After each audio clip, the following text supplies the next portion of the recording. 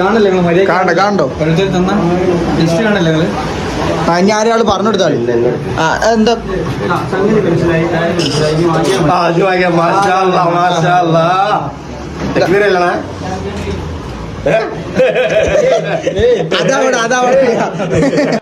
സുഹൃത്തുക്കളെ ഇനി ഞാനൊരു കഥ പറയാം എന്നിട്ടാവും പൈസ തരലൊക്കെ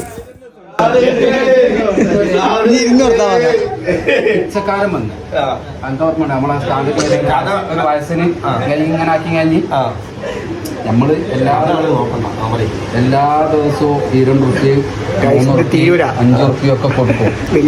ഇന്നിപ്പോ 2 റുപ്യ കൊടുത്ത് അപ്പൊ 2 റുപ്യ എടുത്തപ്പോ അയാൾ ഇങ്ങനെ വെച്ച് വേറൊരു ഏച്ചി 10 റുപ്യ എടുത്ത് ഒരു മോളെ കൊണ്ട് ഞാൻ പറഞ്ഞു 10 റുപ്യ ഇട്ട് ചായ കുടിച്ചോടി പറഞ്ഞു. ഇങ്ങോട്ട് ഇങ്ങനെ ചാടി കളിച്ച് ആ 2 റുപ്യ ഒറ്റ പുറത്തേക്ക് ഞാൻ കോളർ കൊടുത്തു എടുക്കാറുണ്ട് ആളെ വന്നു ജംഗ്ഷൻ വെച്ച് നോക്കി എടുക്കാറുണ്ട് എടുത്ത് ഞാൻ പറഞ്ഞു ഒറ്റ കുട്ടികൾ കൊണ്ട് പൈസ കൊടുത്തു